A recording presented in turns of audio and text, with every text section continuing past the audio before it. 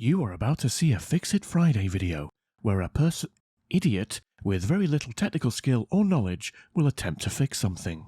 This is not a how-to video, and is likely to be factually incorrect, and at times dangerous. Please don't copy Kip, and see this video for limited entertainment purposes only. Roll titles.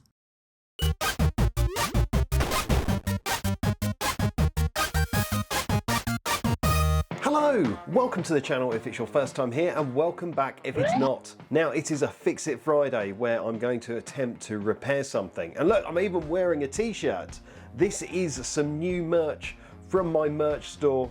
I've got several Fix It Friday designs, so I'll stick a link down there to all the different merch. It comes in a variety of colours. You don't have to get this garish orange colour. It comes in lots of nice colours. I just like orange stuff. So yeah, if you want to help support the channel, then buy some merch. Go on, treat yourself. Anyway, we've got this box here, and what is in the box? Well, you probably know because you've looked at the video description and or title. So yeah, but we'll just play along with me.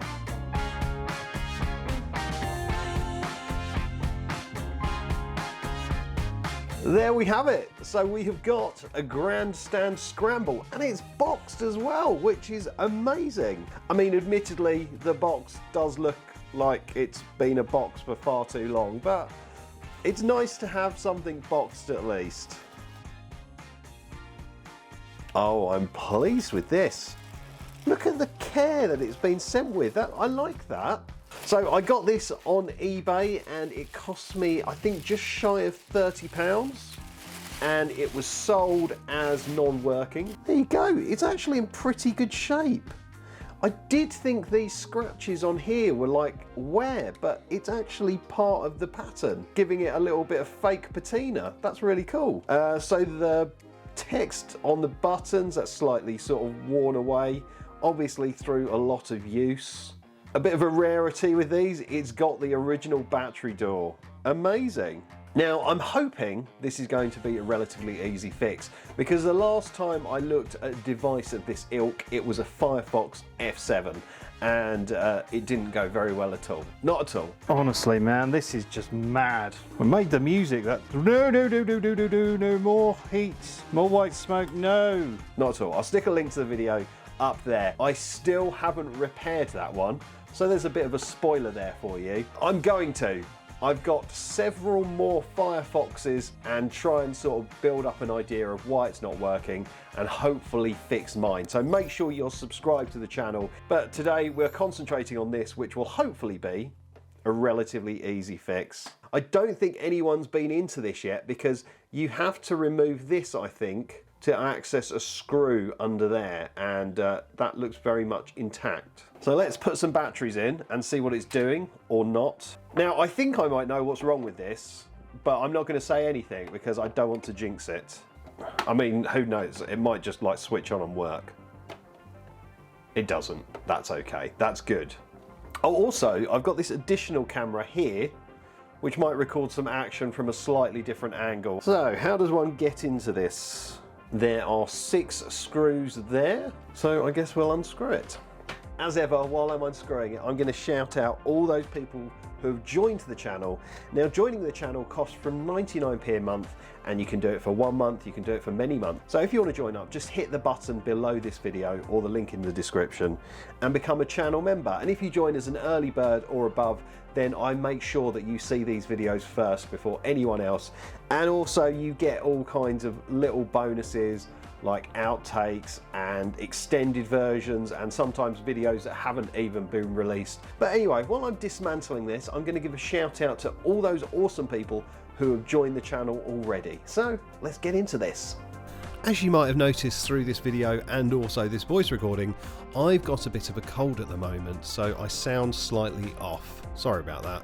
Hopefully I'll get better soon. But anyway, let's shout out those awesome Kip fans who are Matt Lovies, JLC Electrical, For the Burbs, Mark C, Wayne Cornish, Mike Cass, Rob Lynn, Tony Arnold and Scott Made a Thing.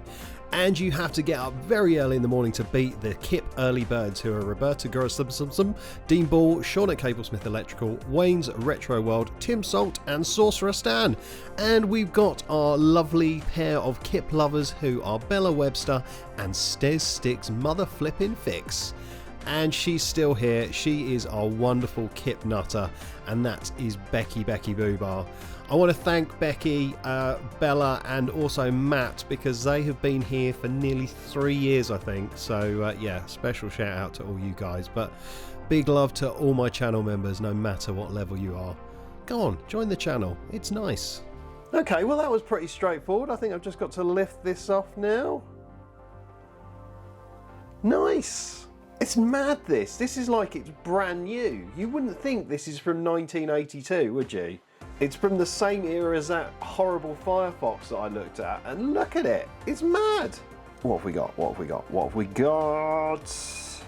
Well, I think first things first is we should just check that there's voltage running to the board here, because the batteries are actually still in place and the battery connectors come through here, go down to this DC barrel jack where you could power it by a DC connector thing if you wanted to, and then it goes into the board here, and then I think it switches. You've got all the switches and buttons here, and then the voltage actually comes up through here. So we'll try, you know, to try and do this properly rather than just assuming I know what the problem is, even though I think I do know what the problem is. So we should have about 6 volts to here. Yeah, we do. So that rules out the barrel jack as being a problem, because sometimes when you've got the DC power plugged into this, it cuts off the supply to the batteries, so you're not charging usually not rechargeable batteries. It stops you from backfeeding the batteries, I guess, and sometimes these can go wrong and just cut the voltage completely. So that's good. It's a good start. We've got voltage coming into it. And we should, I try and measure, if I turn it on, I think, is it the 3rd pin? Nope. Look, there we go. So if I turn it off now, there we go, the current is leaving. Okay, so this first pin here is our 6 volts going into this guy here. So good, we're making progress. Now I'm going to unscrew this.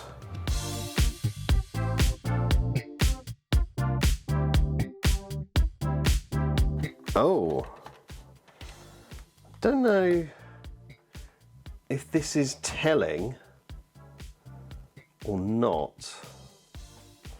That's weird there. That's like a weird sort of mark. Oh, okay, no, it's just, that is the getter. I think it's the getter, not like David Guetta. Like if that's black, this screen is working correctly as it should be, but if it's like a white powderiness, it's bad. So I think the VFD, that's got a getter in it, and that black thing is not a problem. That is good. That is looking like it's working well. Now this board is pretty much a basic baby. Yeah, there's not much to it at all. Not at all. But let's have a little overview of it all. So we've got capacitors here, one there. The capacitors look okay. We don't have any bulging. Yeah, that looks good. That one down there looks okay. Now my thought is immediately it's this guy here. And this is a transistor, and pretty much all the time they fail. They go open circuit, they get really hot, and they just die. I think what I'm going to do is I'm going to take this out, take it out of circuit and test it and see what it does. I put at least 50p on this being the problem. Okay, so let's take that out. So while I'm waiting for the desoldering station to do its thing and warm up, I've never seen that before. Look at all those components on the back. What are those? Are they like resistors or something? They're like sort of surface mounted. That's very strange. And I've not seen them on any of these sort of similar boards that I've looked at. So yeah, this is where the transistor is that is usually the issue. I mean, it could end up making a complete liar out of me and being absolutely fine. But I think knowing what I know about these, I'd be mad not to test it. And that is an NEC D882Q. Now let's put it in my trusty component tester and see what it says.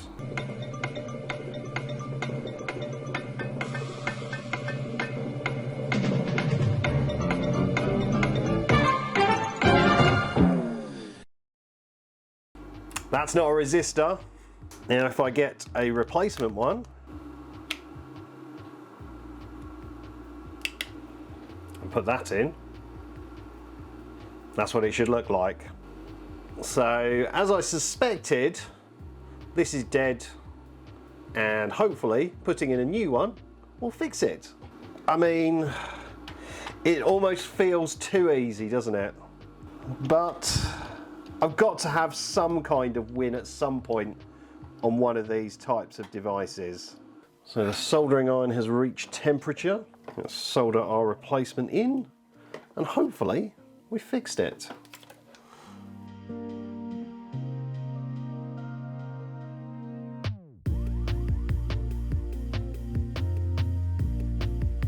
There we go, replacement soldered in.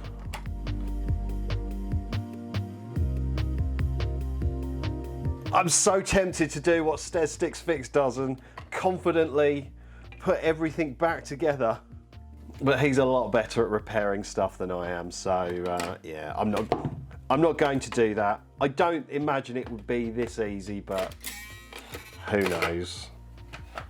Is it going to turn on? Ha ha ha!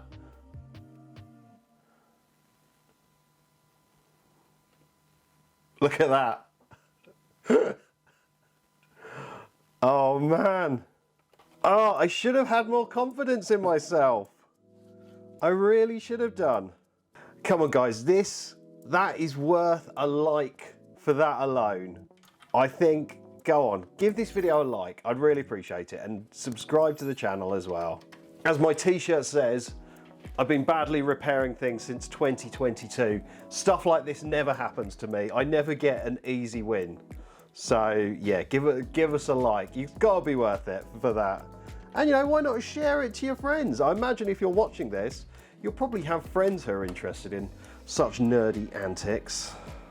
Right, I tell you what, let's cut back when this is all put together and we can hopefully have a little game. Well, here it is, all back together. I think with these VFD displays, they do look a bit flickery on camera, but I can promise you they look really good in real life. So yeah, let's turn it on and see if we fixed it for sure. Yes! That looks so good. So we've got bomb and missile, and I think missile shoots that way and bomb drops down because you've got like the little red and blue guy going along the bottom. So let's start. Right.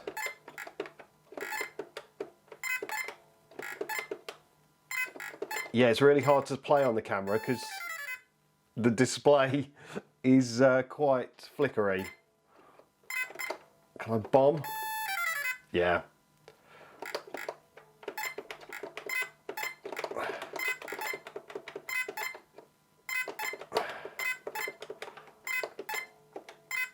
Can I bomb? Can I bomb? No. So there we go. That is so good. Just that simple transistor at fault I've got this gorgeous, almost mint Grandstand Scramble to add to my collection. I might get some white paint pens and maybe try and do something on these bomb and missile buttons, and maybe here as well. I don't know, I mean, I might leave it as is. I don't want to mess too much with it, but I'm honestly over the moon and so happy that it was a simple fix on one of these for once, because yeah, I've not had one of those before. So this has really spurred me on to get back and look at the Firefox as well. I've got Game Gear to look at that needs some recapping, maybe just on the power board and maybe just the whole thing. And I think I'm going to do a Retro 6 screen mod on it as well, because I'd be interesting to try one of those for myself, and I think their screen mods look pretty flipping cool. So make sure you like this video and subscribe to the channel so you get notified when those kind of videos go up. Awesome. Well, I don't think I've got anything else to say aside from thank you so much for watching. Don't forget to like and subscribe, but for now, it's game over.